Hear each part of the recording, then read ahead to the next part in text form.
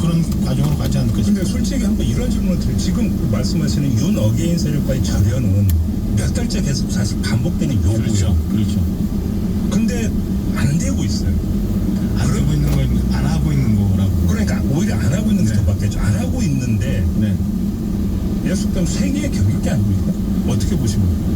그런 면에서는 아쉬운 점이 있어요. 예. 그러니까 계엄 1년 됐던 12월 3일 작년, 그리고 올 초 장 대표의 쇄신안, 그리고 그 사이에 있었던 뭐 의견 청취라고 해서 의원들 만나고 언론들 만나고 이런 것도 결과적으로는 약간 그냥 시간 벌기였던 것 아닌가라는 아쉬움이 분명히 있습니다. 그래서 그 사이에 조금이라도 한 발짝이라도 진전된 내용이 있었다면 기대도 좀 해보고 당에서 그리고 일반 국민들의 호응이 좀 더 있었을 텐데 지금 크게 변화가 아직 없잖아요. 뭐 네. 어제 이런저런 여론조사 결과도 보고 그러면 크게 변화가 없는 게 그런 것들에 대한 반응 아닌가라는 생각입니다.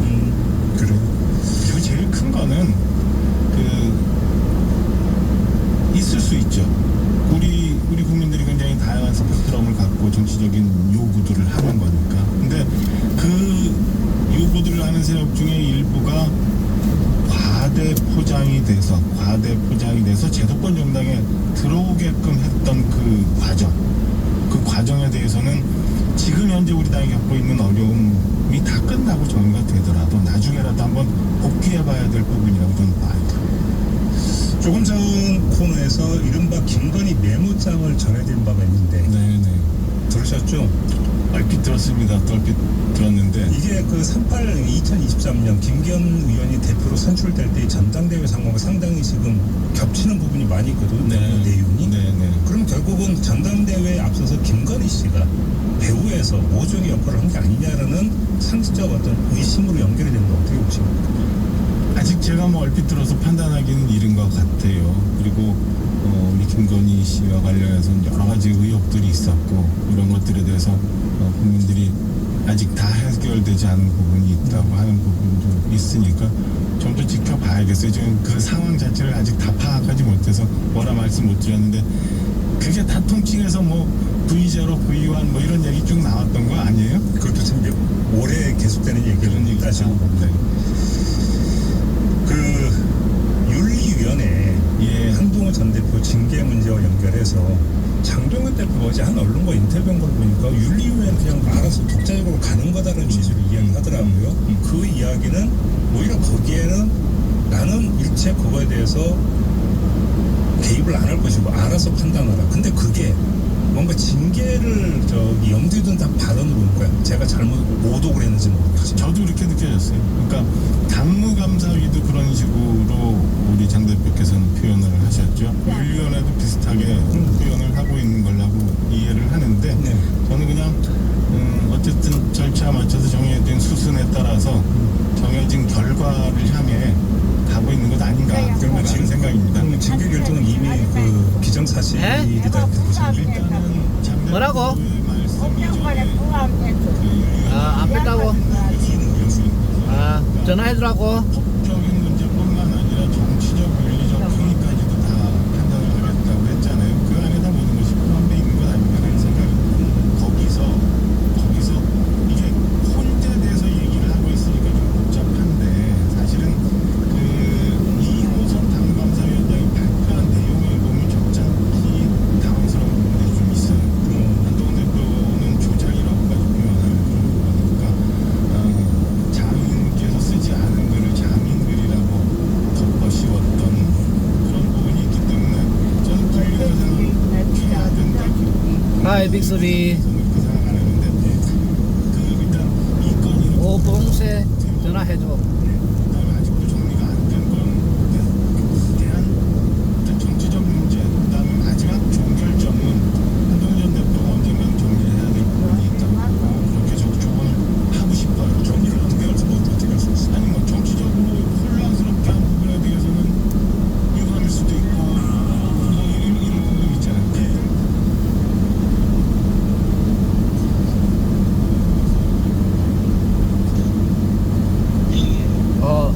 그 너 모친방에 옥장황 불 안 껐다 하고 좀 그런다.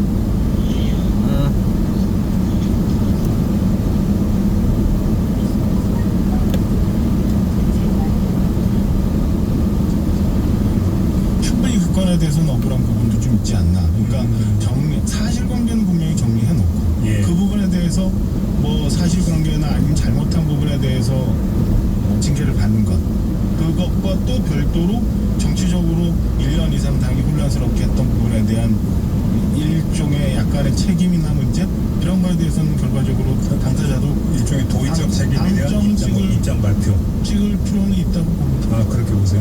그것도인가 그럼 그 건의 내지 조언을 하셨습니까? 반응은 어떻던가요? 아직은 이 단계 발표 내용이 너무 황당하잖아요. 그거에 많이 집중하고 있는 것 같고요. 저도 그렇게 우선은 돼야 된다고 봅니다. 만약에 이런 엉터리 조사 결과가 발표되지 않았다면 또 다른 방식의 또 다른 수순을 밟았어야 될 텐데 네. 이런 상황이 온 건에 대해서는 먼저 정리가 있고 그 사실관계가 분명해야지 되는 거지, 그냥 소명할 기회를 주기 위해서 이런 엉터리 발표를 했다라고 하는 거는 듣기가 이해하기가 어려운 부분이었어요. 그러면 엉터리 조사 결과가 나왔다는 것은 서둘렀다는 하나의 흔적, 혹시 이렇게도 해석을 해야 되는 거죠? 서둘렀다는 것보다도 혹여 잘못된 정보를 가지고 이게 맞다고 예단을 잘못하고 가지고. 있었던 것 아닌가. 알겠습니다. 징계 얘기 나왔으니까 민주당으로 한번 가보겠습니다. 간밤에 김병기 의원에 대해서 윤리심판원이 제명 의결을 했습니다. 어떻게 평가하세요? 불가피했던 상황 아니었나 싶어요. 불가피. 네. 그러니까 김병기 전 원내대표가 가지고 있었던 여러 가지 문제가 네. 우리 지금 정치에 굉장히 많은 영향을 주고 있었던 부분이잖아요. 가령 뭐 금권 공천, 그 다음에 뭐 의원의 갑질, 그리고 그 안에서 어떤 평론가는 이렇게 평가합니다만 뭐 의원 테크, 의원으로 살 수 있는 모든 추가적인 권한까지 다 포함해서 다 팍팍 긁어 모아 써먹었다는 표현인데, 그 모든 것이 다 포함되어 있기 때문에 저는 민주당으로서는 그 부담을 털어야 되는 상황이었을 거고, 네. 김병기 의원은 계속 제명은 당할지언정 탈당은 하지 않겠다라고 얘기했던 것처럼 그런 상황이었기 때문에 민주당으로서는 불가피 선을 그어야 되는 상황이었다고 봅니다. 근데 관찰자 시점으로 보실 때 김병기 의원은 왜 버틴다고 생각하세요? 저는 어젯밤에도 김병기 의원이 까만 바닥에다가 뭐라고 이렇게 끝까지 쓰신 게 또 있더라고요. 그 재심 신청하고 네, 맞아요. 다시 진실을 밝히겠다고 하는데, 있는지 없는지는 잘 모르겠지만 강선 의원과의 두 양자 간의 대화 내용이 저렇게 선명하게 재생돼서 온천지에 이렇게 까발려졌다고 표현해야 되나? 그런 거에서 오는 여러 가지 일들이 있지 않을까라는 생각이에요. 가령 예를 들면 김병기 원내대표가 여러 가지 중요한 일을 당내에서 많이 했잖아요. 그리고 지금 현재 정권의 수뇌부하고도 많은 밀접한 관계를 가졌고 공천에도 아주 긴밀하게 역할을 했기 때문에 그 과정에 어떤 일이 어떻게 기록되어 있는지 모르는 상황이고, 그 건이 있을 수도 있다라고 생각하기 때문에 서로 간에 이렇게 대칭하고 조심하고 있는 것 아닌가라는 생각입니다. 김병기 의원이 그럼 나 판도라 상자 열 수도 있다? 그러니까 그런 차원이죠. 나도 갖고 있는 게 있어.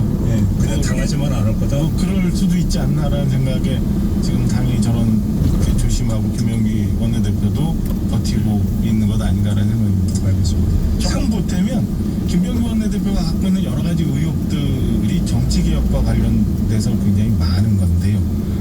저 부분을 해결하겠다고 우리 당에서 정치개혁 테마로 막 주장을 하면 굉장히 그 당명 개정하는 것보다 훨씬 중요한 쇄신의 효과를 얻을 것 같다는 생각이 들어요. 모든 걸 다 포함하고 있는 거죠. 근데 김병기 의원 건을 좀 넘어서서 한번 여쭤보고 싶은데 국회의원과 네. 지방의원과의 관계가 저게 지금 김병기 의원에서 이제 나타나는 그 문제 내지 의혹이 극히 예외적이고 특수한 경우라고 보세요.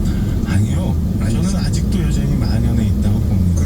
그러니까 아까 좀 전에 제가 말씀드린 것처럼 굉장히 중요하고 이 시대에 극복해야 되는 정치개혁의 테마라고 보는 거고, 그래서 그 부분만 해결할 수 있는 의지를 보이고 그 장치를 만드는 것만 민주당이 당명 개정하는 것보다 국민들로부터 더 많은 오. 지지를 받을 거다. 그런 취지의 말씀입니다. 국민의힘이 선도적으로 그런 걸 좀 개혁을 네, 내면 네. 그렇죠. 그거는. 그렇게 나갔으면 하는 바람도 있어요. 알겠습니다.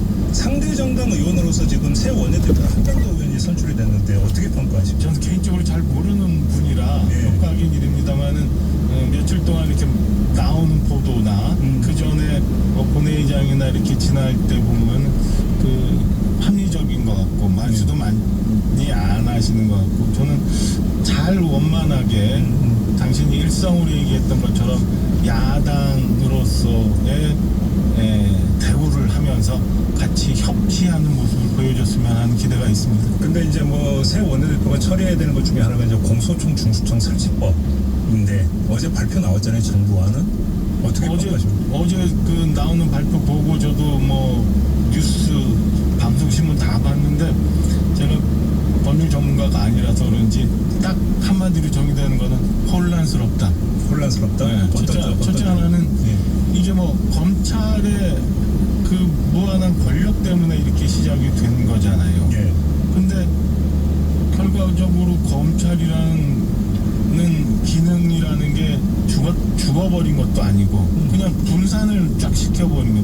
중수청, 뭐 공수처, 국수본 뭐 이렇게 쭉 다 그냥 펼쳐져 있고 그다음에 그 안에 그 중수청을 만들면서 또 다시 또 직제를 이원화시켜서 이렇게 수사관과 네네네. 뭐 이렇게 나눠 놓는다고 하고 법률가 출신과 비법률가 출신. 그리고 대통령이 임명하는 행안부 장관한테 그 지휘권을 모두 주고 예. 이러면은 또 엄청난 또 비대화된 권력 부서가 생기는 거고 예. 이게 뭐 때문에 저렇게 이렇게 요란스럽게 시끄럽게 했나라는 생각이 우선 들어요. 그래서 혼란스럽다고 말씀을 드리고 결과적으로 만약에 이런 과정 속에서 수사가 제대로 안 이루어지거나 수사가 지연되거나 하면 그 피해를 받는 거는 결국은 국민들이잖아요. 그래서 이걸 뭘 하려고 왜 저렇게까지 했었나 라는 생각이 듭니다. 제가 이 방송을 시작하면서 처음에 그런 말씀 드렸던 것 같아요. 이런 마이크도 그렇고 팬도 그렇고 다 이유가 있어서 여기 있는 건데 그 말씀하셨죠. 그 이유를 그냥 다 뭉개버리는 듯한 그 이유에 대해서 살려놓고 난 다음에 조정을 해야 되는데 네. 모든 걸 다 처음부터 흐트러뜨려 놓은 것만 같다는 느낌이 좀 아직은 있습니다. 제가 다시 짧게 이 총평만 좀 듣고 마무리하겠습니다. 황교안 전 총리가 부정선거 척결을 내세우면서 경기 평택을 국회의원 보궐선거 출마 선언했는데 어떻게 지켜보셨습니까? 총평이라고 말씀하셨으니까 네. 끝까지 완주를 하겠습니까? 라는 말씀을 좀 드리는 걸로 평을 마치겠습니다. 완주를 못할 거라고 저는 못할 거라고 봅니다. 왜 그렇게 일단 지지세가 높지 않아서 예. 끝까지 완주할 것 같지 않고요. 그다음에 정말 황교안 그 전 대표가 본인이 생각하는 보수의 가치 아니면 보수 정당이 잘 되기를 바라는 마음이 있다면 저는 완주하지 않는 게 맞죠. 한 표라도 더 야권에 보태줘서 네. 가능성을 만들어주는 게 본인이 할 일이지 표를 갈라놓고 내가 이렇다고 얘기하는 거는 옳지 않다. 부정선거 확인하려면 끝까지 완주해서 자기 표가 얼마나 나오는지 한번 확인을 해봐야 됩니다. 제발 좀 그랬으면 좋겠는데 안 할 것 같습니다. 마무리할게요, 의원님. 고맙습니다. 새해 복 많이 받으세요. 네, 박정아 국민의힘 의원과 함께했습니다.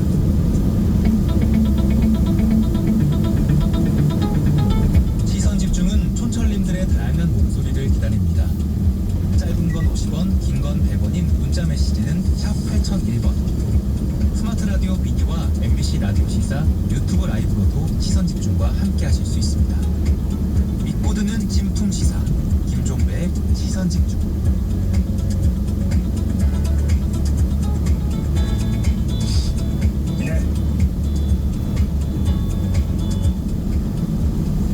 네, 뉴스 채굴꾼 김현욱 작가와 함께하겠습니다. 어서 오세요. 네, 안녕하세요. 자, 오늘은 어떤 내용 채굴해 오셨습니까? 네, 장동혁 국민의힘 대표가 지난 10일 자신의 페이스북을 통해 외국인 댓글에 의해 여론이 왜곡되고 있다면서 이 온라인 댓글에 국적을 표기할 것을 주장한 바가 있죠. 이에 대해 민주당이 장 대표의 주장에 대해서 이 현중 정서를 조장하는 것이다 이렇게 반박에 나서자 이 최은석 국민의힘 원내수석 대변인이 다시 논평을 통해서 여론 조작과 외국 세력 개입 가능성이라는 핵심 쟁점을 덮기 위한 의도적 프레임 전환이다. 이렇게 또 민주당이 비판하고 나섰거든요. 네. 네, 사실 댓글 국적 표기제는 국민의힘이 지속적으로 추진했던 정책 중 하나입니다. 지난 2024년 나경원 의원이 이 정보통신 서비스 제공자가 서비스하는 댓글에 접속 장소를 기준으로 국적 내지 국가명 그리고 우회 접속 여부를 표시하는 의무를 강제하고 이를 위반할 경우에는 5년 이하의 징역 또는 5천만 원 이하의 벌금에 처하는 내용의 이 정보통신망법 개정안을 대표 발의하기도 했고요. 네. 어제 오후에는 또 김미애 의원이 이 IP의 국가별 비율을 공개하는 내용의 또 법 개정안을 내놓기도 했더라고요. 네. 이 댓글 국적 표기제가 정말로 이 여론 왜곡을 막을 수 있는 정책인지 한번 제가 찾아봤습니다. 일단 법적으로 시행은 가능한 건가요? 네, 이 시민단체 오픈넷의 이사를 맡고 있는 박경신 고려대 법학전문대학원 교수는 이 지난 2012년에 위헌 판정을 받은 인터넷 실명제를 다시 도입하지 않는 한 이 댓글 작성자의 국적을 확인하는 것은 불가능하다 이렇게 설명을 했습니다.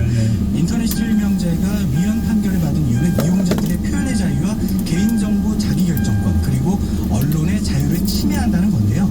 하지만 이 국민의힘 내에서는 댓글 국적 표기제의 경우에는 익명성은 그대로 유지되며 이 접속 국가는 인격 중립적 개념이라는 주장이 나오기도 하더라고요. 뭐 이름이 뜬가 뭐 이름이 공개된 건 아니지 않나 이런 주장인 것 같은데. 그렇습니다. 기술적으로는 가능한 거예요? 네, 결국 이 외국 IP 주소를 차단하는 수밖에 없는 건데 이것도 사실상 불가능하다는 것이 대다수 보안 전문가들의 의견이더라고요. 네. 이를 막으려면 이제 버추얼 프라이빗 네트워크, 즉 VPN으로 불리는 가상사설 네트워크사들이 제공하는 이 IP 주소를 전부 확보해야만 가능한 건데 제가 접촉한 전문가들은 이 우리나라가 과연 200여 개국 VPN 서버의 IP 주소를 전부 확보할 정도로 이 외교적 솔루션이 있는지 의문이다 이런 반응들이 나오고요. 아니, 외교적 솔루션이 있잖아요. 그걸 어떻게 다 확보해서 어떻게 다 확인해요? 근데 물리적으로도 사실 불가능한 얘기긴 합니다. 수를 세기도 힘들 정도로 엄청 많을 거 아니에요? 그렇습니다. 네. 그래서 이제 국내 VPN의 IP 주소를 알아내서 이 국내와 국외로 분류하는 방법도 있을 수는 있지만 이것도 당국이 직접 VPN을 써보면서 이 IP 주소를 알아내야 하는데 이 VPN사들이 이 새로운 주소를 확보할 수도 있고요. 그리고 이 국내에서 우후죽순 나타나고 또 사라지는 게 IP 주소라고 하더라고요. 그래서 이제 당국이 이를 일일이 알아내는 것도 사실상 불가능하다. 이런 지적들이 나옵니다. 네. 그리고 이제 나경원 의원의 법안에 나온 이 우회 접속 여부를 표시하는 의무 이거에 대해서도 또 다른 IT 보안 전문가는 우회 접속 여부를 가려내는 것 자체가 어렵다 이런 점을 강조하기도 했고요. 이와는 별도로 이 접속 장소가 중국이라고 해서 모두 중국인이 댓글을 단다 이렇게 볼 수도 없다 이런 지적도 나오더라고요. 그냥 그렇죠. 우리나라 사람들도 중국을 여행해서 또 댓글을 달 수 있기 때문이죠. 그렇죠. 네. 그나저나 만약에 이걸 한다고 치면 이게 어떤 결과를 빚을지 혹시 연구된 게 좀 있습니까? 사실 이 긍정적인 결과가 있는지 찾아봤는데 그거는 못 찾았고요. 네. 이 반대의 결과는 좀 찾을 수 있었거든요. 네. 중국 SNS 웨이보가 지난 2022년 4월 온라인 허위 정보 억제 및 외국의 영향력을 차단하기 위해서 이 모든 게시물과 댓글에 사용자 IP 위치를 표시하기 시작을 했는데요. 네. 이에 대해 지난해 홍콩 침례대의 레오양 교수와 이 미국 스탠퍼드 대학의 쉬이칭 교수가 이 165개의 그 여론 파급력이 큰 웨이보 계정을 선정해서 이 계정에 달린 댓글 등을 통해 이 정책이 미치는 영향을 분석한 결과 예. 해외 사용자의 참여도가 떨어지기는커녕 일종의 반발 심리로 더 커졌다? 네, 적극적인 반응이 나왔다. 이런 결과가 나오기도 했습니다. 알겠습니다. 잘 들었어요. 수고하셨습니다. 네, 감사합니다. 네, 김현욱 작가였습니다.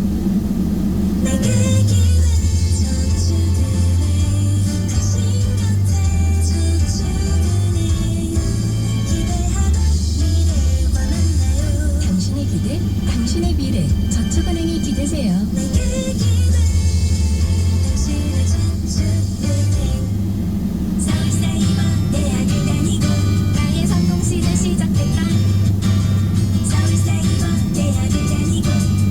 반려동물 산업학과, 스포츠 지도학과, 농용수학 통계학과 등 사이버대 최대 49개 학과 전공에서 지금 신입생 편입생을 모집 중입니다.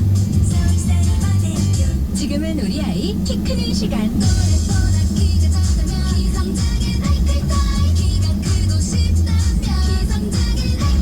키 더 늦기 전에 아이클 타임으로 키워주세요. 상담전화 1544-1919 제조사 주성일스케어 하면 두드리. 이 광고는 건강기능식품 광고입니다. 지금 운전하시는 분 주목. 면허증 챙기셨어요? 안녕하세요, 김연아입니다. 이제 면허증 두고 와도 걱정 마세요.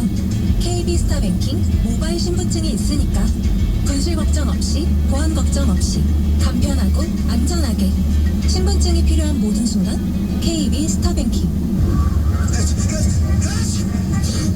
걸렸구나 생각되면 콘택콜드 캡슐. 재채기, 콧물, 코막힘에 알레르기 비염까지 걸렸구나 생각되면 콘택콜드. 유한양행 광고신비. 우리은행 장원영입니다. 우리은행 퇴직연금 수익률은 우아하니까. 우아한 퇴직을 꿈꾼다면 퇴직연금 우리로 넘어와. 우리은행 투자자 세금 청취 상품 참여서 약관 필급 원금 손실 발생 가능한 투자자 기소. 안녕하세요. 대한민국 탁구 국가대표 신유빈입니다. 경기에서 졌다고 생각한 순간 제가 승리할 수 있도록 힘이 된 국민들의 응원처럼 과중한 부채로 힘들어하는 소상공인 자영업자분들이 다시 시작할 수 있도록 새출발 기금이 응원합니다. 원금과 이자 감면, 상환 연장과 취심 중단 등 도움이 꼭 필요한 분들을 지원하고 취업, 재창업 교육을 이수한 분들에게 추가 원금 감면까지 끝이 아닌 시작 새출발 기금 1660-1378로 지금 신청하세요. 이 캠페인은 금융위원회 한국자산관리공사 캠코가 함께합니다. 네, 2부 마무리하고 8시 3부로 이어갑니다. 잠시만요.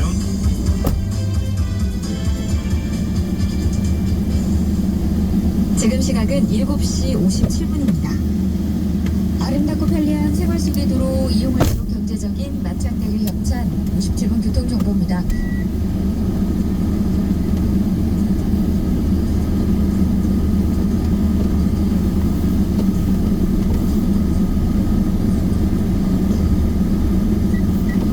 정체가 되고 있습니다. 창원 시내 쪽은 무역로 봉화미 삼거리에서 자유무역 정문 4거리 쪽으로 고장차 있습니다. 자유무역 정문 4거리 목간 지점 2차로에 소형버스가 고장으로 멈춰서 있는데요. 뒤로 지금 정체가 많이 되고 있습니다. 참고하시기 바랍니다. 315대로 동화산 나들목산 거리에서 고속도로 방면 좌회전 신호 2번 정도 받고 있고요. 반대 방향은 소개광장 쪽으로 서계광장 쪽으로 이동해서 북면 방향으로 좌회전 신호 3번에서 4번 정도 기다리고 있습니다. 공단로 신청광장에서 원림 산거리 쪽으로 지체고요. 동양로는 봉화밀 산거리에서 신청광장 쪽으로 차량이 이어지고 있습니다. 이용할수록 경제적인 마창대교 협찬 57분 교통정보였습니다. 폐차에도 품격이 있다. 모든 자동 국가 내일 빠르고 정확한 서비스. 세종그룹 자동차 폐차장으로 전화주세요. 853-9994. 압류가 많은 자동차 중고 부품이 필요하신 분 무료 견인에서 말씀까지 폐차 대접받고 하자. 사천그룹 자동차 폐차장 853-9994. 삼천포에 맛있는 횟집하면 어디? 성공으로 있는 소문난 자연산 횟집이지. 아, 수협 중매인인 사장님이 직접 운영한다는 소문난 자연산 횟집? 매일 아침 현장에서 직접 신선한 재료만 해보려니 야, 살아있네, 살아있어. 가족 의식, 회식, 단체 모임에도 그만입니다. 예약 문의 832-6770. 접수에서 합격까지 딱 이틀이면 가능합니다. 뭐가? 그건 바로 보트 도종면허. 필기와 실기, 안전교육까지 한 번에 할 수 있는 서부경남 도종면허 시험장. 이제부터 보트면허 자격증은 합천호 서부경남 도종면허 시험장. 문의 1899-2973. 딱 이틀. 안녕하세요. 셰프 박은영입니다. 우리 동네엔 점수를 평가할 수 없는 곳들이 있습니다. 언제나 따뜻한 미소로 반겨주고 나의 취향을 잘 알고 있고 눈빛만 봐도 내 기분까지 알아주는 올겨울엔 특별함이 가득한 우리 동네 이웃상권에서 따뜻함을 만나보세요. FM 91.1MHz MBC 경남 진주 제1FM입니다. HLAK SFM.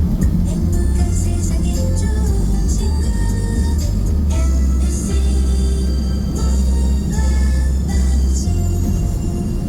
지역의 진심 MBC 경남 라디오가 8시를 알려드립니다.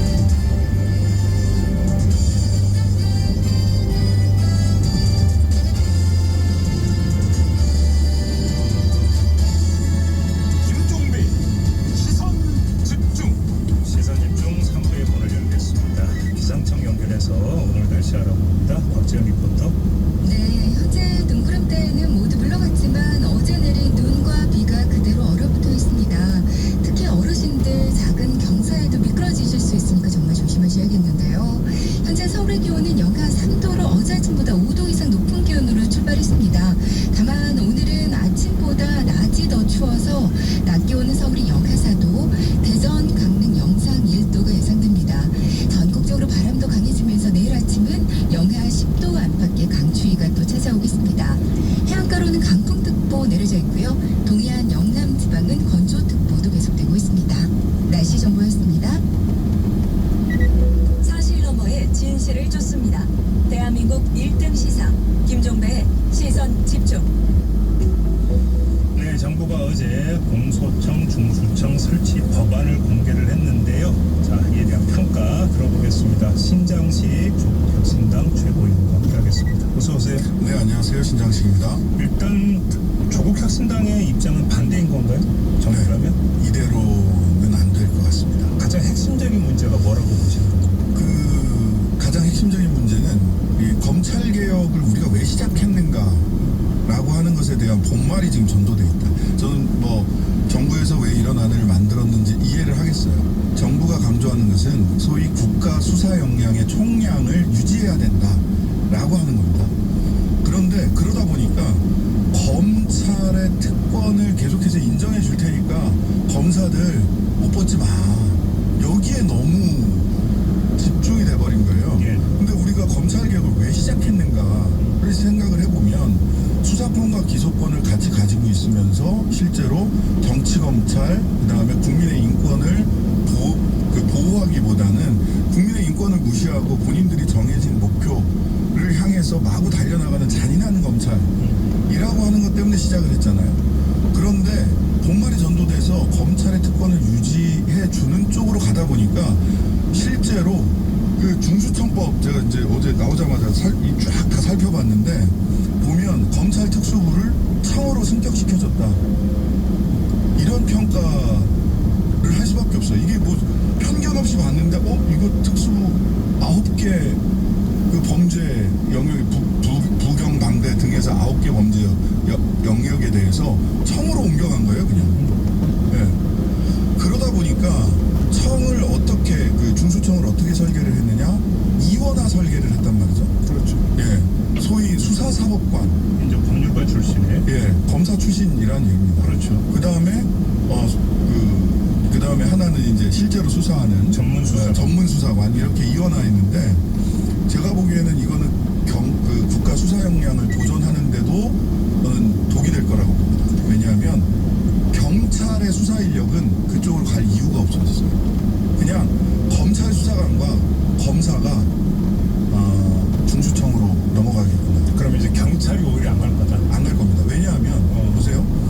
여기 일단 그 5급이 돼서 경찰은 5급이 돼서 시험을 치지 않으면 수사사법관 검사직으로 갈 수가 없어요. 그 다음에 아무리 열심히 수사를 잘하고 능력을 인정받아도 중수청장은 불가능합니다. 중수청장은 검사만 돼요. 경찰 수사 인력이 중수청으로 왜 갑니까? 그러니까 간단히 얘기하면 경찰 입장에서는 지금은 그 경찰청과 검찰청이 분리라도 돼 있지. 그렇죠. 근데 중수청이 되면 가서 한 조직안에서 이제 상전으로 모셔야 된다. 모셔야 됩니다. 근데 왜 가냐 이 말씀이시죠? 왜 가요? 그거 왜 갑니까? 그러니까 경찰의 좋은 고급 인력들은 네. 중수청으로 갈 이유가 없어요. 예. 시험 봐야 되죠. 더군다나 시험 봐서 그쪽으로 가더라도 결과적으로는 중수청장이 될 수가 없습니다. 공무원들한테 그게 무슨 그 유인이 되겠습니까? 그냥 검찰 수사관들이 지금처럼 가서 검사님 모시고 수사해. 그러면 얘기밖에 안 돼요. 지금 명분이 수사 역량의 총량 보존 차원이라고 말씀 주셨잖아요. 네. 그러면 검사들이 가야 수사 역량이 보존된다는 거잖아요. 그 전제도 부당 전제죠. 검사들이 안 가면 수사 역량이 떨어지는데. 저는 뭐 물론 전문성이 있는 영역이 있을 수 있다고 생각을 합니다. 하지만 그것은 경찰에 대한 기본적 불신으로부터 시작이 돼 있는데 이게 이제 경찰이 그러지 않아도 90% 이상은 이미 경찰이 다 수사하고 있었어요. 그런데 중수청까지 만들어서 경찰은 사실상 저는 배제됐다고 보거든요. 검사와 검찰 수사관들이 가서 수사를 해야 수사를 9개 수사는 제대로 할 수 있다? 저는 이것도 잘못됐다고 보고요. 그 다음에 한 가지 더 경찰 수사 역량을 얼마나 불신하고 있느냐가 또 나타난 게 뭐냐면 물론 공소청법에는 검사들은 수사할 수 있다라고 하는 게 없어요. 그런데 형사소송법 196조에는 검찰의 수사권이 규정돼 있거든요. 근데 그러면 검찰은 수사를 못하게 하겠다라고 하면 형사소송법 196조랑 이 공소청법을 같이 올려놓고 개정해야 돼요. 그런데 정부 측 설명은 검찰 개혁단이죠. 정부 전체라기보다는 총리실 산하 검찰 개혁단 측 설명은 그 형사소송법은 시간을 두고 논의하겠다요. 이제 보안 수사권 주느냐 마느냐 이 얘기잖아요. 그러니까 근데 보안 수사권은 수사를 보완해 주는 게 아닙니다. 수사권을 그냥 갖는 거예요. 자기들이 그냥 수사하는 거죠. 수사하는 겁니다. 그렇기 때문에 그냥 청을 나눠서 중수청은 기소를 못해요. 그 다음에 공소청에서만 기소해요. 라고 하지만 형사소송법 196조를 걸고 들어와서 공소청 검사들도 수사할 수 있는 여지가 여전히 남아있다는 게 첫 번째 문제고요. 네. 그 두 번째는 형사소송법 196조 뿐만 아니라 더 큰 문제는 저는 전권 송치주의에 대해서 말이 없어요. 그걸 부활하려고 하거든요. 이제 전권 송치주의가 뭐냐 하면 조금 어려우실 수 있는데 경찰에서 수사한 모든 사건을 검찰에 즉 공소청에다가 넘겨준다는 얘기거든요. 그러면 이게 뭐냐면 수사 종결권을 검사가 갖겠다는 겁니다. 예를 들어서 무혐의 처분한 것까지 넘겨주고 다 전권 송치. 그래. 네. 이 우려가 있어요 지금. 근데 이제 이거는 문재인 정부의 검찰 개혁 이전으로 돌아가는 거거든요. 네. 문재인 정부 검찰 개혁에서는 전권 송치주의가 폐지됐습니다. 그래서 검사는 저기만 하게 돼 있죠. 이 보안 수사 요구권 수사 다시 조금 더 해줘 보세요. 그래야 기소할 수 있을 것 같습니다. 네. 하나만 그럼 요건 여쭤볼게요. 지금 이제 그 변호사 자격이 있는 수사사법관을 따로 두기로 했으면 예. 그러면 검사들이 갈 거다 여기로 옮겨갈 거다라는 이제 기대 내지 전제가 깔려 있는 건데. 네. 근데 중수청은 지금 법무부 산하가 아니라 해관부 산하로 지금 배치가 되거든요. 네. 그러면 검사들 입장에서 이건 어떻게 받아들여요? 저는 이게 검사들 입장에서는 그래도 이제 갈까 말까 고민을 할 겁니다. 그래도 신분은 보장이 되니까. 네, 근데 지금 공소청법이나 중수청법에 보면 검사들이 누리고 있던 신분 보장과 관련돼서는 대부분 다 보장을 해줘요.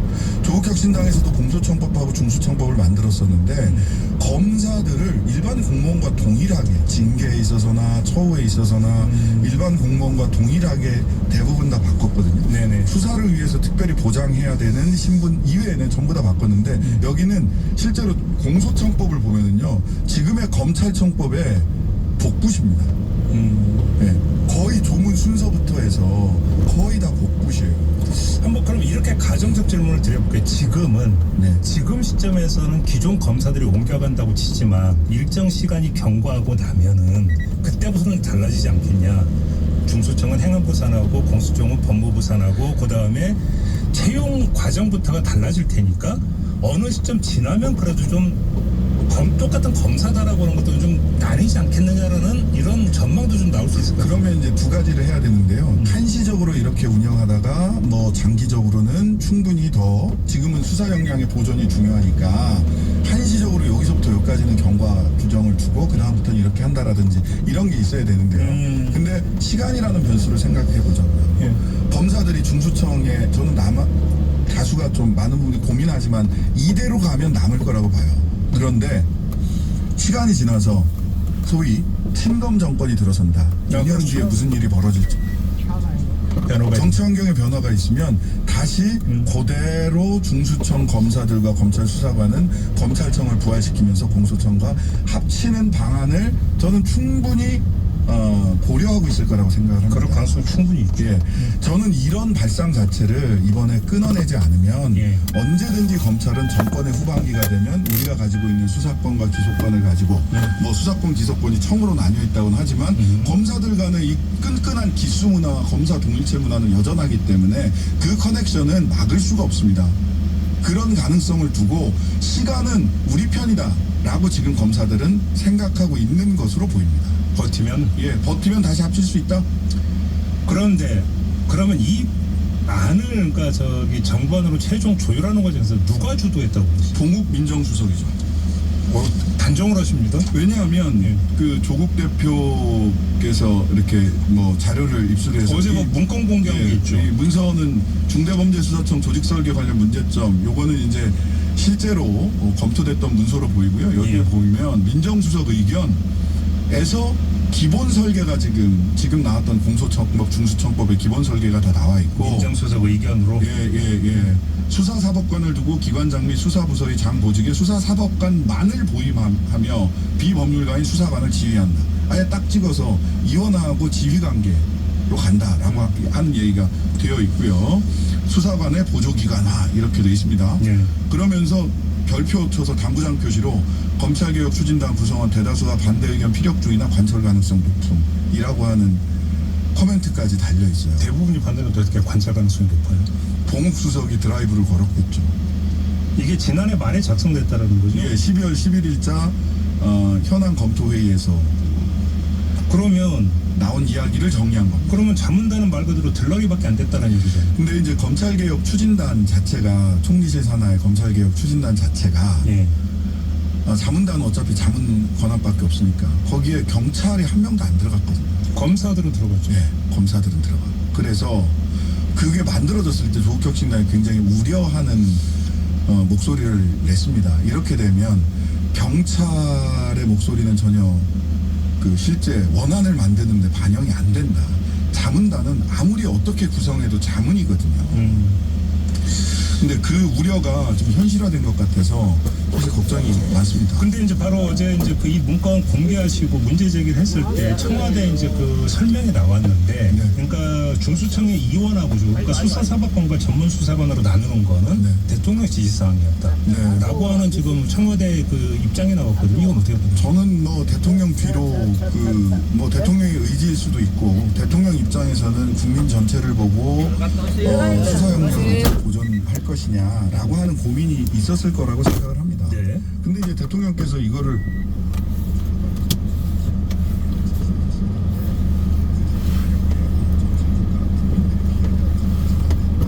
라고 하는 이야기를 그러면 지금 이대로 검찰들에게 특권을 계속해서 유지할 수 있는 방향으로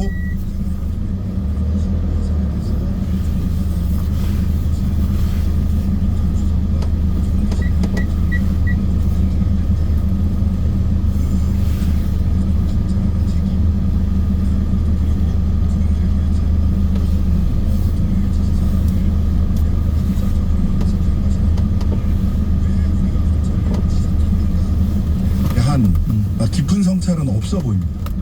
봉욱 수석은 이제 봉욱 수석은 이제 검사 출신이고. 네, 그때도 저희들이 우려를 표했죠. 봉욱 수석, 그래요. 검사 출신이다.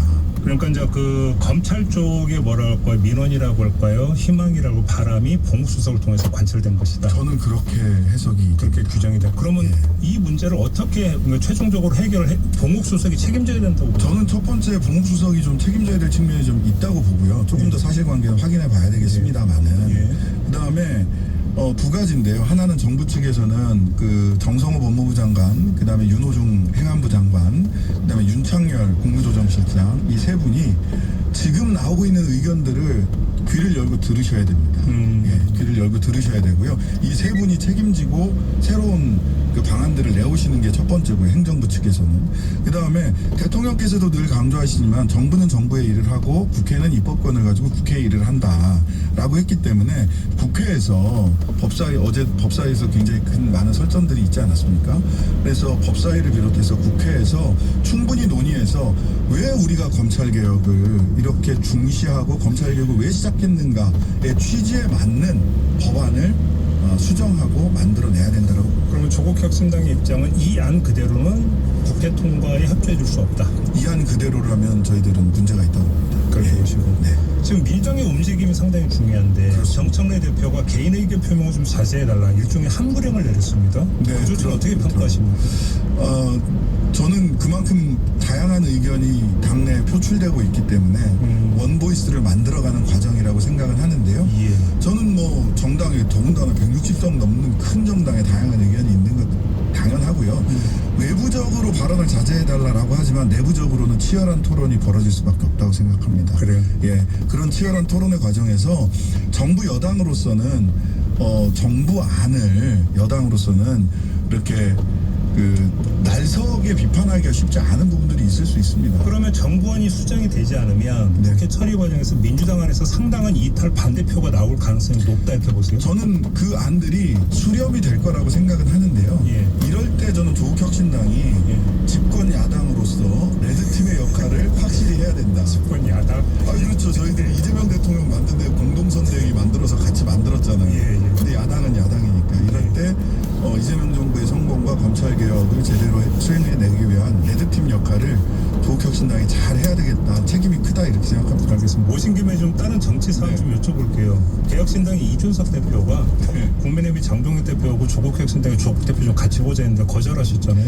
아니 그게 그쪽에서 얘기하는 게 뭐냐면 두 가지인데 돈공천 하는데 오직 민주당만 돈공천 특검을 하자. 그 다음에 저희들이 이제 정교 유착 특검이라고 생각을 하는데요. 오직 통일교만 특검하자 이렇게 얘기를 하잖아요. 근데 돈공천 얘기를 그 두 당이 할 수 있을까? 제가 보면요. 보세요. 명태균, 김영선, 김건희로 이어졌던 요거 공천 문제. 공천 국회의원 월급 급여 절반을 대가로 오고 간 그 공천 있지 않습니까? 그 누구 때 벌어진 일입니까? 이준석 대표 때 벌어진 일입니다. 지금 이준석 대표가 KBS 라디오 인터뷰를 했나 봐요. 예. 그래서 야당이라면 무조건 동의해야 할 사안이라고 했거든요. 그러면서 뭐라고 얘기를 했냐면 야당이라면 무조건 동의해야 된다라고 얘기하면서 외계인과 맞서 싸울 때는 한국과 일본이 사이가 안 좋아도 같이 손을 잡아야 된다라고 노회찬 대표님 말씀을 끌어들여서 얘기를 했어요. 저는 참 어이가 없는데 지금 민주당과 이재명 정부가 외계인입니까? 아니면 대한민국 민주주의를 총칼로 유린했던 윤석열이 외계인입니까? 장동혁 대표는 윤어게인 기도드리고 윤석열 대통령을 만나서 눈물을 흘리셨던 분이에요. 그러면 이 이야기는 외계인이 누구냐? 저는 윤어게인 세력이 외계인이라고 생각합니다. 한국 민주주의에서. 저는 이준석 대표가요. 사실상 돈공천 문제 파헤치면 본인이 대표 시절 문제가 나올 수밖에 없어요. 그때 공천 문제. 예, 그때 공천 문제 나오죠. 김건희, 김상민 검사 커넥션 오면 어떡할 거예요? 예, 그리고 김정재, 이철규 두 분의 이 녹음 파일 나왔잖아요. 3억에서 5억 우리 당 망한다 이거 밝혀지면 그거는 한동훈 대표 시절이에요. 자 그러면 사실 국힘 전현직 대표들끼리 모여서 우리가 야당이니까 손을 몹시다 하면서 왜 조국을 끼어드립니까? 알겠습니다. 하나만 더 여쭤볼게요. 예. 이제 그 지방선거 때 국회의원 보궐선거 같이 치러지잖아요. 네네. 전북에서 이제 국회의원 보궐선거 지역구가 나왔어요. 네네. 조국 대표가 나갈 수 있다라는 지금 보도가 나오고. 그건 전북에서 그런저런 말씀들이 있으시더라고요. 군산에서 시민들이 무슨 서명운동 하신다고. 서명운동인데요? 하셨다고 하시더라고요. 예. 근데 그거는 그분들의 뜻은 참 존중하고 소중하지만 조국 대표의 거취는 전에도 말씀드렸습니다만 가장 마지막에 국민의힘이 가장 뼈아플 만한 곳을 우선 두고 국민의힘이 가장 뼈아플 만한 곳? 그것을 우선 두고 판단해야 되지 않겠느냐라는 생각을 하고 그럼 있습니다. 전북은 아니에요, 그러면? 아니 거기까지도 여러 가지 의미 부여를 많이 하시는데요. 근데 또 다른 가능성은 정치인이 뭔가를 선택할 때 항상 나오는 이제 그 수식은 국민의 요구에 따라서. 그게 당연한 건데 그것을 이제 방패막이 명분삼냐 아니면 실제로 그 요구에 따르느냐는 국민들이 더 잘 아세요, 사실. 알겠습니다. 네. 오늘 이야기는 좀 이렇게 마무리할게요. 고맙습니다. 네, 감사합니다. 네, 신장식 조국혁신당 최고위원과 함께했습니다.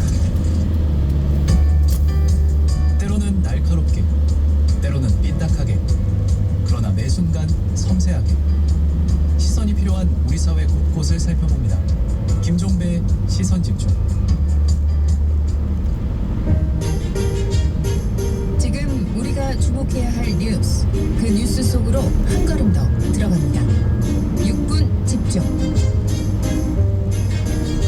네, 유승희 작가 모셨습니다. 어서 오세요. 안녕하세요. 오늘 어떤 내용일까요? 네, 오늘은 봉사를 빙자한 무급 노동에 대한 얘기입니다. 뭔데요? 네, 교회에서 6년 동안 헌신한 전도사 A씨가 있습니다. 주 72시간을 일하고 받는 돈이 월 140만 원 정도였다고. 72시간을 했다고요? 네. 네, 결국 교회를 떠나면서 소송을 시작했는데 6년 만에 전도사도 근로기준법상 근로자성으로 봐야 한다. 그러니까 교회가 퇴직금과 그동안 미지급했던 수당을 지급하라라는 판결이 나왔습니다. 그러니까 종교적 신념으로 일을 했어도 근로자다라는 법원의 유의미한 판결인데요. 다만 이 판결이 현 있을까를 좀 취재를 해봤습니다. 일단 좀 어떤 스토리인지 좀 일단 정리 좀 해주세요. 네, 이 A씨가 2012년에 신학교를 졸업하고 서울의 한 교회 전도사로 채용이 됩니다. 채용 당시에 서약서를 서명하게 되는데요. 담임 목사의 선교 방침에 순복하고 어떤 임무가 주어지더라도 따르겠다라는 내용입니다. 사명감을 안고 일을 시작했는데 현실이 조금 달랐던 거죠. 월요일부터 금요일까지 매일 새벽 4시에 일어나서 새벽 기도를 다니는 신도들을 태우고 직접 차량 운전을 했다고 합니다. 거기다가 이제 교회 행정 업무까지 도맡아 한 건데요. 사실상 주 6일에 주 72시간 노동이었던 거죠. 근데 임금이 초반에는 월 100만 원 정도였고 나중에 이제 6년이 지나서도 월 140만 원 수준이었다고 하는데 결국 A씨가 이제 교회를 그만두면서 그동안 연장 근무, 야간 근무, 휴일 근로수당 그리고 퇴직금까지 합쳐가지고 6,870만 원을 청구하는 소송을 제기하게 됩니다. 이렇게 길고 긴 형사재판이 시작되는 건데요. A심 같은 경우는 법원이 교회의 손을 들어줬습니다. 다만 2심에서 전도사 A씨를 근로자로 봐야 한다라는 판결이 나왔고 대법원도 2심 판단에 뭐 문제가 없다라고 봤는데 다만 이 유죄로 인정한 부분에 대해서 일부 무죄 취지로 파기환송을 하게 됩니다. 근데 파기환송은 보통은 받아들이는 경우가 대부분인데 교회 측이 상고를 해서 결국 대법원을 2번이나 가게 된 거죠. 이 내용을 법무법인 마중의 권규보 노동전문 변호사 이야기로 들어보겠습니다. 노동청에서 체불이라고 결론이 났을 때 형사 판결 받을 때 대부분 확실하거든요. 그래가지고 보통은 이제 근로자랑 합의해가지고 잘 마무리를 짓는데 여기서는 대법원까지 굉장히 치열하게 교회가 다툰 거죠. 담당 전도사님으로서는 본인의 근로자성 지위가 인정된다고 그 답변을 받기까지 상당히 오랜 기간 동안 고통스러웠을 것이다. 이런 게 느껴지는 것이죠. 그래서 어떻게 됐어요? 그런데 그게 끝이 아니었던 게 교회가 퇴직금을 주지 않았던 겁니다. 그래서 결국 다시 A씨가 그 퇴직금을 받기 위해서 민사까지 가게 된 거죠. 네, 6,870만 원을 임금 청구를 소송을 한 건데 결국 그 민사에서는 2심에서 확정 판결이 나왔습니다. 그러니까 종교단체에서의 활동이 흔히 뭐 우리가 생각했을 때 신앙심, 희생, 봉사의 영역에서 이해를 하는데 그러다 보니까 이 당사자들도 노동의 개념이 전혀 없는 상태이고 소송도 거의 없고 관련 판례도 상당히 드문 편입니다. 그러니까 사건도 그동안 뭐 최근 걸 봤을 때 승소나 패소가 상당히 많이 갈리고 있는데요. 바꿔 말하면 그동안 전도사나 성직자, 종교기관에서 일을 하고 있는 분들의 노동권은 그러니까 사각지대에 방치되어 왔다 이렇게 볼 수가 있는 거죠. 아무튼 근데 이제 근로자성을 인정을 한 건 상당히 주목될 만한 판결인데 어떤 근거예요? 근로자성을 인정한다는? 기본적으로 우리가 대법원에서 이제 뭐 근로자성을 판단할 때 그 기준이 되는 거는 대법원 판결인데요. 2006년도에 명시를 해둔 게 있습니다. 그러니까 지휘 감독을 받는 종속적인 지위였는가, 그리고 구체적인 지시를 받았는가, 또 공무 규정 같은 적용을 받는가라는 구체적인 징표를 쭉 나열을 해놓고 OX를 치면서 얼마나 일치를 하는가를 보는 겁니다. 그러니까 이번 같은 경우에 이제 법원이 주목을 했던 게 실질적인 종속 관계를 좀 봤는데요. 그러니까 예배나 기도회 같은 것 외에도 차량을 운전한다거나 뭐 교구 관리 자료를 작성한다거나 이런 식으로 교회 행정 업무를 수행했다라고 판단을 한 거고 또 하나가 매주 보고서를 작성을 했는데 이 보고서를 봤을 때도 뭐 상당한 지위, 감독을 받은 증거다라고 판단을 한 겁니다. 문제는 이렇게 상당히 구체적인 자료 입증이 필요하기 때문에 사실상 현실에서 좀 쉽지 않다라는 이야기도 나오고 있습니다. 권규보 변호사 이야기를 들어보겠습니다. 교회에서 구두로 이제 업무 지시하는 교회도 굉장히 많고 소규모 교회도 많은데 문서화되어 있다고 하네요. 그리고 취업 규칙이 있는 게 아니라 문서 규정, 교인 관리 규정 이런 식으로 명칭이 종교기관이라서 또 상당히 달라요. 교회에서 일하시는 분들 본인이 스스로 근로자라고 생각하기가 어렵고 근로계약서도 없고 사용되는 용어도 다 다르고 내가 무슨 업무를 했는지 안 나올 가능성이 높잖아요. 입증이 어렵다는 점에서 사실 앞으로도 사각지대에 있는 곳이라고 보는 거죠. 그러니까 이른바 교회에서의 노동과 관련된 문제인데 뭔가 비슷한 사례 혹시 소송 사례가 더 있습니까? 네, 최근 작년 9월 25일에 판결이 났던 것 중에 하나가 이제 대형 로펌이 교회 대리를 맡았음에도 불구하고 목사나 전도사도 근로자성이 있다라고 인정을 해서 부당해고를 당했다고 판결이 나온 게 있습니다. 목사도? 네. 다만 교회가 불복을 해서 현재 이제 고등법원에서 재판을 하고 있는데요.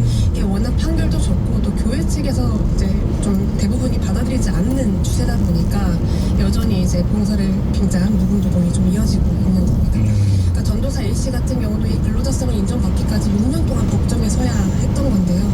그러니까 이번 판결이 굉장히 유의미한 건 맞는데 봉사라는 또는 헌신이라는 이름 아래 여전히 종속 관계는 할 수 있다라는 점도 확인을 할 수 있었고 그 경계를 또 입증하는 것 또한 지난한 과정이 필요하다라는 것도 한번 확인한 셈입니다. 몇 년 전에 우리 사회에서 유행했던 별로 뭔가 안 좋은 의미로 열정페이라고 하는 그 개념이 있었지 않습니까? 네. 그 열정페이는 그래도 근데 지금 이거하고 좀 비슷한 측면이 좀 있네요. 그렇죠. 그렇죠? 당신의 열정과 봉사와 희생을 이제 우리한테 하신 배우는 입장인데 무슨 뭐 돈이냐 이렇게 나오고 뭐 이런 거 있었잖아. 근데 이거는 좀 신앙심, 그죠? 비슷한 측면이 좀 있네요. 경계가 상당히 흐릿합니다. 알겠습니다. 잘 들었어요. 수고하셨습니다. 고맙습니다. 유승민 작가였습니다. 고맙습니다. 세상이 스마트해지는 사이 우리는 어두워졌는지도 모릅니다. 보이지 않는 곳에서 아파하고 눈물 흘리는 사람이 없도록 환인이 함께하겠습니다.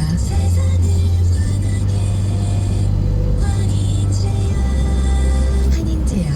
안전화가 이렇게 편해도 돼요? 나도 모르게 집에까지 신고 간다니까요. 우린 발이 건강해야 하니까 안전화 아무거나 못 신어요. 내가 안전해야 가족이 안심하지. 그래서 난 꼭 워킹만 신어. 워킷 안전화를 고집하는 확실한 이유가 있다. 생각의 차이가 만드는 가치 워킷 안전화. 이어서 출근길의 경제 파트너 손에 잡히는 경제가 방송됩니다.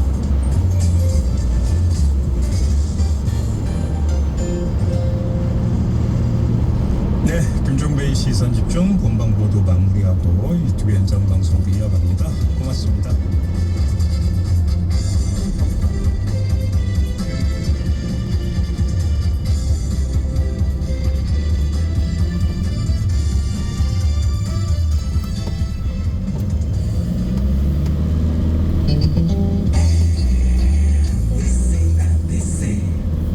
회사에서 억울하고 힘든 일 있으신가요? 직장 갑질이 있었군요. 산재를 당하셨어요? 해고를 당하셨구나. 부당한 일이 너무 많다고요? 혼자 어려워 말고 든든한 당신 편을 찾으세요. 1811-9509 283-9114 금속노조 경남지부가 함께합니다. MBC 경남 여성 해마기행 1월엔 안동 호반 나들이길과 민속촌으로 여러분을 안내합니다. 접수처는 명서 한방병원, 진주 365 우리들 치과병원, 속편한 내과의원, 마산 파티마학과, 마산 서울내과 전용 외과의원, 푸주 도가니 꼬리곰탕, 마산 명산 몽고간장, 시험 없이 보트면허 취득 서부경남 조종면허 시험장, 창원 상남 등대 장어구이, 한국건강관리협회 종합검진센터, 창원 명신관광입니다. 안녕하세요. 셰프 박은영입니다. 우리 동네엔 점수로 평가할 수 없는 것들이 있습니다. 오랜만에 왔네. 늘 따뜻한 미소로 반겨주고 주문하신 커피 나왔습니다. 언제 가도 마음이 편안하고 역시 이 목도리가 어울릴 줄 알았어요. 나의 취향까지 잘 알고 있는 골목마다 특별한 정이 가득한 우리 동네 이웃상권. 이걸 누가 평가하겠어요? 올겨울엔 우리 동네 이웃상권에서 따뜻함을 만나보세요. 공익광고 협의회. MBC 경남 1분 건강정보. 조금만 걸으시면 다리가 저리고 엄지가 빠질 것 같은 통증으로 가다서다를 반복하시는지요? 척추관 협착증은 좁아진 척추관이 신경을 압박하여 발생하는 증상으로 MRI 검사로 정확한 진단이 가능합니다. 또한 약물과 주사치료, 시술, 그리고 수술까지 다양한 치료법이 있습니다. 최근에는 양방향 내시경 수술법으로 척추관 협착증을 보다 효과적으로 치료하며 빠른 일상생활 복귀가 가능합니다. 가까운 척추 전문 병원을 방문하셔서 전문의와 상담하세요. 허리는 인생의 기둥입니다. 정형외과 전문의 조성진 원장이었습니다. 지금 시각은 8시 30분입니다.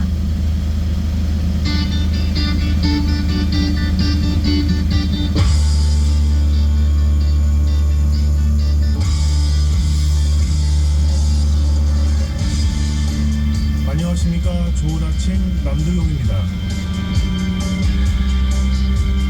네, 오는 6월 3일 지방선거를 앞두고 중대 선거구제 도입을 주장하는 목소리가 높아지고 있습니다.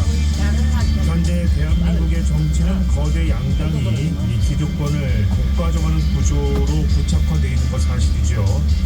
자, 때문에 사회 곳곳에서 다양한 시민의 목소리를 대변할 수 있는 소수 세력이 지방의회 진출할 수 있도록 제도 개선이 필요하다는 주장이 제기되고 있습니다.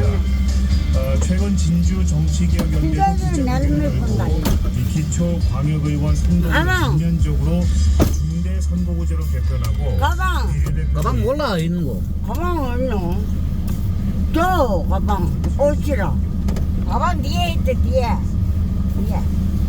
가방 아니 아저씨 빨리 가방 좀 줘. 보장받지 못하는 경우도 있는데요. 박윤정 노무사와 함께 일하는 정서원들이 꼭 알아둬야 할 노동법에 대해 짚어보도록 하겠습니다. 자, 지금 시각 8시 31분을 지나고 있고요. 도내 교통상황 날씨 정보를 먼저 알아보겠습니다. 남선 씨. 네, 창원 시내 쪽 무역로 공항 상거리에서 자유구역 전문 사거리 방향으로 고장차가 있었는데요. 고장 처리는 마무리됐고요. 지금은 자유구역 전문 사거리에서 현재 3거리 쪽으로 신호대기차가 많습니다. 좌회전 신호 2번에서 3번 정도 받고 이동하고 있습니다. 315대로는 동과선 나들목 상거리에서 고속도로 방면 좌회전 신호 역시 2번에서 3번 정도 기다리고 있고요. 반대쪽은 창원 6가에서 소개 광장 쪽으로 속도 떨어지는데 특히 북면 쪽으로 좌회전 신호 대기가 길어지고 있습니다. 여러 번 받고 이동하고 있습니다. 의창대로 도경광장에서 의창구청 쪽으로 좌회전 신호 2번 정도 기다리고 있고 창리대로는 초청상거리에서 법원 쪽으로 지체가 되고 있습니다. 반대쪽은 토월 지하차도에서 경남구청 쪽으로 밀리고 있습니다. 그리고 창원과 김해, 양산, 밀양을 비롯한 몇몇 시군에 건조주의보 계속 이어지고 있는데요. 화재 위험이 더 커지고 있습니다. 여기에 바람도 강하게 불어서 특히 불조심하셔야겠습니다. 오늘 심한 추위는 없겠지만 내일 아침 다시 찬 공기가 내려오고 있습니다. 영하권으로 뚝 떨어지는데요. 기온 변화에 대비해서 옷차림 잘 해주셔야겠습니다. 취업은 쉽다 보건의료 특성화대학 마산대학교 경찬 교통정보였습니다. 네, 방금 들으신 대로 내일 꽤나 강추위가 들어오는데요. 건강관리 특히나 잘 하셔야겠습니다. 자, 그리고 좋은 아침 들으시면서 궁금한 점, 의견 있으시거나 교통제보 있으시면 샵 2244번으로 남겨주시면 됩니다. 짧은 글 50원, 긴 글은 100원의 정보 이용료 있겠고요. 유튜브 엠박스에서 보이는 라디오도 함께 하실 수 있습니다. 잠시 후 뵙겠습니다. 여보가 오늘 고맙대. MC 경남 여성 해바리에 이로는 호박 나들이길과 여러분을 안내합니다. 접수처는 명성 한방병원, 진주 365 의대 치과병원, 속하는 내과의원, 마산 파티마음과 마산 서울내과 정형 외과의원, 마산 역산 농구관장, 시험 없이 볼트면허 취득 서부경남 조종면허 시험장, 창원 상남 등대 장어구역, 한국건강관리협회 종합검진센터, 창원 정신건강입니다. 서울경의 미래 부산, 울산, 경남 방송발전협의회 운영위원장 성현우입니다. 북극 항로의 핵심지는 어디일까요? 대한민국 해양수도권 부산, 울산, 경남입니다. 북극 항로를 품고 세계로 부산, 울산, 경남이 하나로 뭉칩시다. 안녕하세요. 셰프 은영입니다. 우리 동네엔 점수로 평가할 수 없는 분들이 있습니다. 오랜만에 왔네. 늘 따뜻한 미소로 반겨주고 주문하신 커피 나왔습니다. 언제 가도 마음이 편안하고 역시 이것들이가 어울릴 줄 알았어요. 나의 취향까지 잘 알고 있는 골목마다 특별한 적이 가득한 우리 동네 이웃상권. 이걸 누가 평가하겠어요? 올겨울엔 우리 동네 이웃상권에서 따뜻함을 만나보세요. 공익광고 여기. 놀러 간다. 놀러 가는 게 노동마다가 한 걸음 더 이슈의 핵심에 다가섭니다. 이슈 바로 여기. 네, 5개월여 앞으로 다가온 6.3 지방선거 때 중대 선거구제를 확대한다는 목소리 목소리가 커지고 있습니다. 진주 정치개혁연대는 이번 지방선거에서 헌정 수호 인사들이 더 많이 진출해야 한다면서 중대 선거구제 확대를 촉구하고 있는데요. 진주 정치개혁연대의 시민경 공동대표를 연결을 좀 하겠습니다. 대표님 안녕하십니까? 네, 안녕하세요. 네. 지난해 9월에 진주 정치개혁연대가 출범한 것으로 알고 있고요. 진주의 일부 시민사회단체하고 정당이 소속되어 있는 걸로 알고 있습니다. 어떻습니까? 네, 진주 정치개혁연대는 2016년 지방선거에서 진주 지방정권 교체를 영원하는 정당들과 시민사회단체가 함께하고 있습니다. 예. 진주의 비전을 함께 만들어서 정책에 공동대응하고 지방정치 발전을 위한 선거구 제도 개편을 함께 하고자 결정했습니다. 네. 이런 관련 단체가 이런 선거를 앞두고 보통 이렇게 발족하거나 그런 경우가 종종 있는데 늘 그래왔던 겁니까? 아니면은 그 비상겸이라고 하는 그 부분이 좀 작동을 한 것이었나요? 비상경을 함께 했던 사람들이 비상경이 지역에서 완료되면 어떻게 해야 되겠는가 그러면서 함께 할 수 있는 게 무엇인가 정부에서 계속 바꿔야 되지 않겠냐 이런 생각을 하면서 어떤 방향으로 바꿀까 어떻게 할까 이런 것도 고민하면서 이렇게 만들었죠. 그렇군요. 예. 자, 최근에 기자회견을 여셔서 광역 기초의원 선거구를 중대 선거구제로 바꿔야 된다, 개편해야 된다 이렇게 주장을 하신 바가 있는데 이게 사실 선거를 앞두게 되면 이 얘기가 늘상 나오긴 합니다만 일단 어떤 배경에서 이런 말씀을 좀 하신 건지 좀 듣겠습니다. 현행 지방은 시민들의 다양한 의견이 전달되지 않습니다. 의회는 두 개의 정당만 있고 의회과 시장기관은 영남 한쪽 의견만이 반영되죠. 거대 양당은 자신들의 논리, 서울의 논리로 정치를 하지만 이 사람들은 맞지 않는 경우가 많습니다. 국내 다양한 의견들, 서울 정치사와 아무런 상관없는 영남들의 목소리 제대로 이렇게 지방에 전달되지 못하고 있는 시점입니다. 시민들의 생각, 의견들이 제대로 반영되기 위해서 저는 선거를 견뎌야 합니다. 의회에서 시민들의 의견을 제대로 반영하고 우리 민주주의를 정착시키기 위해서 양당 중심 구조를 혁파돼야 합니다. 네. 그러니까 어찌 보면 지역은 좀 지역답게 또 지역의 이슈들도 있고 한데 관련해서 그것이 양대 정당의 어떤 그런 정치 싸움이라든가 어떤 흐름에 매몰돼서 이것들이 잘 드러나지 않는 경우가 좀 있다라고 말씀을 하시는 것 같고 이것을 위해서는 지역의 정치 이슈들이 좀 제대로 의회에서 논의될 수 있는 그런 정치 세력들 혹은 다양한 의견들을 반영할 수 있는 분들이 의회에 진출해야 된다 이제 그런 말씀으로 중대선거구제를 말씀하시는 거잖아요, 그죠? 예, 그렇죠. 예, 그러면 기존의 선거구제가 가지는 그 한계 있지 않습니까? 좀 더 구체적으로 말씀을 좀 들어볼까요?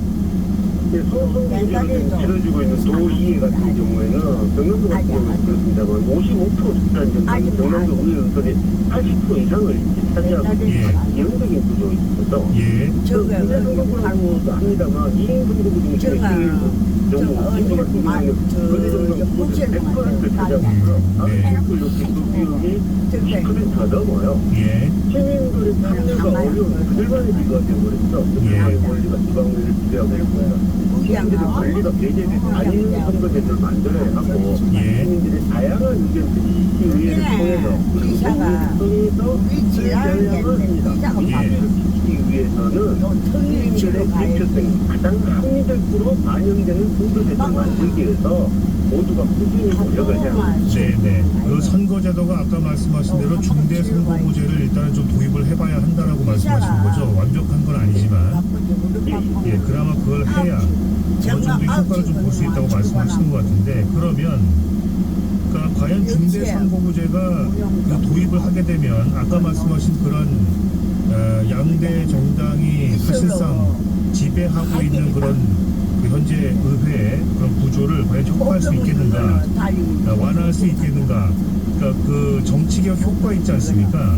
예, 어느 정도 기대를 하시는 거예요? 그게 지금 뭐 완벽한 의미로 이렇게 개선될 거라고 보지는 않습니다. 어떤 선거제도도 영원히 뭐 좋은 효과를 동일하게 꾸준히 발휘하는 건 아니거든요. 사람이 따라서 계속 달라져야 되는 거고. 중대선거구제도를 한 지역에서 이제 3인 이상 뽑자는 제도인데 3인 이상. 예. 3인 이상 5인 7인 뭐 이렇게 많은 사람들을 뽑자는 건데 소선거구제 승자독소 구조를 개선하고 비례대표제도에 비해서 기업 대표성을 가는 구조입니다. 완벽하진 않지만 그나마 어느 정도 개선 효과가 있을 것이다 라고 생각하고 있고 그래서 의회 구조는 정당 다양성을 높일 가능성이 높아지 완전하진 않고요. 다양성 보장을 위해서는 대선거구제나 완전 비례대표, 교차투표 등 다양한 선거 방안들을 검토를 통해서 개선이 이루어져야 되는데 부족하지만 우선 정대선거구제를 해서 시민들이 좀 같이 고민할 수 있는 시간들을 가지는 게 좋지 않을까 생각하고 있습니다. 이 부분을 좀 이해가 좀 안 되는 청취자분들도 계실 수 있을 것 같아서 아까 말씀하신 중대 선거구제가 3인 이상의 다수를 뽑는 거라고 말씀하셨잖아요. 그러니까 지금의 소선거구제 같은 경우는 일정 정도 어느 선거 구획을 지어서 크게 묶는 거를 말씀하시는 거죠? 그렇죠. 지금 중대선거구제는 소선거구제로 되어 있는 것들을 둘, 셋 이렇게 늘려가지고 합해가지고 2명, 3명, 4명, 5명씩 뽑는 거죠. 네, 대선거구제 아까 말씀하셨는데 그건 어떤 겁니까? 대선거구제는 지금 훨씬 더 커진다는 말씀이시잖아요, 그죠? 훨씬 커진 거고 국회의원 선거구제도 거의 비슷하게 한다고 보거든요. 그런 정도에서 국민들 뽑는 거고 비례대표는 그런 것과 상관없이 후보 등록해서 받은 득표를 뽑는 거죠. 그래서 모자를 써지. 비례 하면 모자 안 썼나? 모자 살 돈도 없나? 말도 없나? 그 비례대표를 20% 정도로 확대하자 이렇게 모자 달리는 거. 정작 비싸도 모자 달리는 거. 3만 5천 원 한다. 딸이가 그 밑에 들을 가만히 왜더 다양성 확보한다고 보시는 건가요? 이게 수원 농사 지정한 거 이게 내려서 어디 가면 돼. 당일은 나오고. 그 각 정당들의 그 지지율에 따라서 비례대표가 순차적으로 되는 거 아닌가요? 이것도 역시나. 그러한 독식 구조에서 아까 말씀하신 그 양당의 독식 구조에서 비례대표를 확대하게 되면 그 정당에 소속돼 있는 비례대표 후보들이 그냥 그 의회 진출하는 그런 결과만 낳는 거 아닌가요? 지금 진주시 이게 좀 복잡하긴 합니다만 진주시 기준으로 말씀을 드릴게요. 진주시의 의원 2명인데 지금 의원이 비례대표 3명이에요. 3명이기 때문에 그래도 당선되려면 한 정당이 30%를 득표를 해야 돼요. 30% 득표를 해야 득표가 나오고 그 나머지까지 달린다. 정당 순서대로 하게 되는데 그렇게 되면 공장하더니 모두가 득표를 해야 또 한정이 다 될 것 같아요. 우리가 비례대표가 20%가 해서 한 40명 이상 이렇게 되면 그 비율 한 정당이 그 비율이 10% 이하로 공장을 안 두게 못 소수정당은 10% 높아집니다. 어쨌든 그게 완전 비례가 될 경우에는 각 정당들이 얻은 그 득표수 그 비율대로 그 의원수를 조정할 수 있기 때문에 좀 어찌 보면 득표가 좀 낮은 선거가 있다 하더라도 그 비율대로 일단은 의회 진출 가능성이 높아진 거 아니냐 라는 부분을 말씀하신 것 같고요. 어쨌든 비례대표를 20% 정도까지 한번 올려보자 이런 말씀이시잖아요, 그죠? 알겠습니다. 자, 그럼 이런 모든 문제가 사실상 국회에서 논의가 돼야 되잖아요, 그죠? 근데 지금 이게 제대로 되고 있지 않다면서요. 그러니까 그 지역구를 또 다시 조정하고 이런 선거 조정도 해야 되는데 관련해서 지금 의회가 국회에서 아무런 움직임이 없다는 얘기가 있던데 그거 왜 그렇습니까? 올해 국회의원들이 아주 지금저도 잘 모르겠습니다. 그래서 지금 국회에서 일단 정하고 노무현 선거를 정하고요. 그래서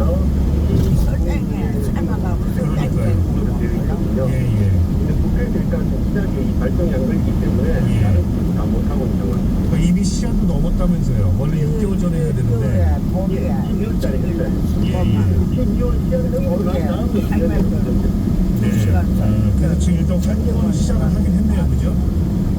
예, 구성을 했고. 구성은 되고 일단 근데 논의가 제대로 되고 있지 않다는 그런 말씀이신데. 예.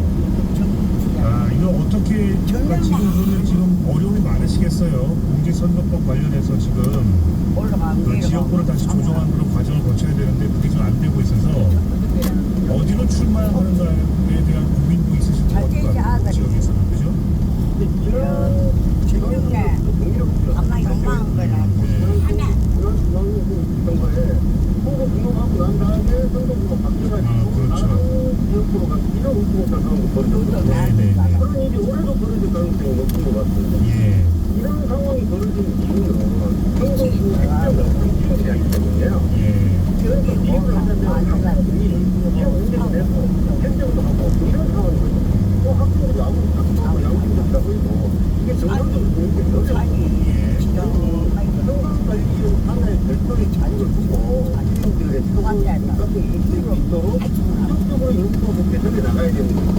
학생들한테 막히면 안 된다는 거죠. 알겠습니다. 마지막으로 덧붙이고 싶은 말씀이 있으실까요?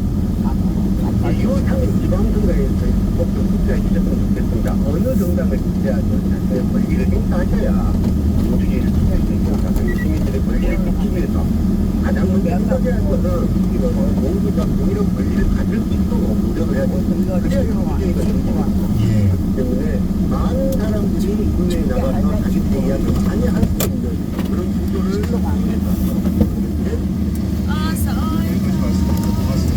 고달승장 왔다.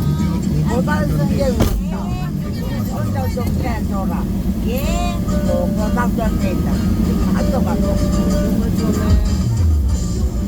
시선이 필요한 곳곳을 살펴봅니다. 지원해주신 네.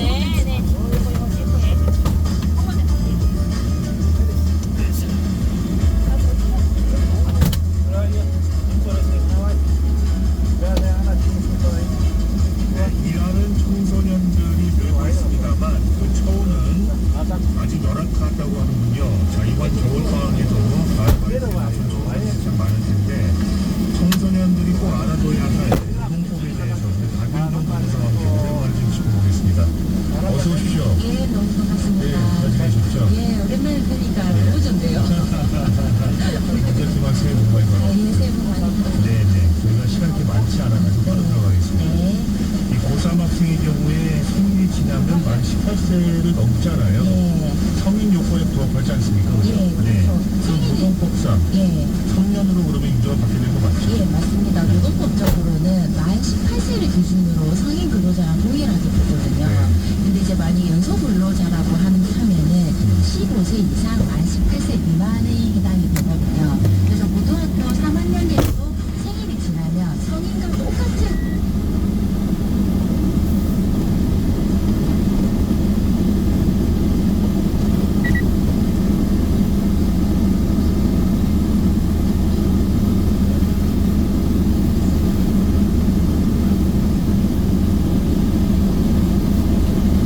이제 만 나이에 따라 가지고 저희가 또 왔다 갔다 하잖아요. 그래서 거기 이제 반드시 이제 생일을 확인한 다음에 근로계약서를 작성을 하실 때 하루에 8시간을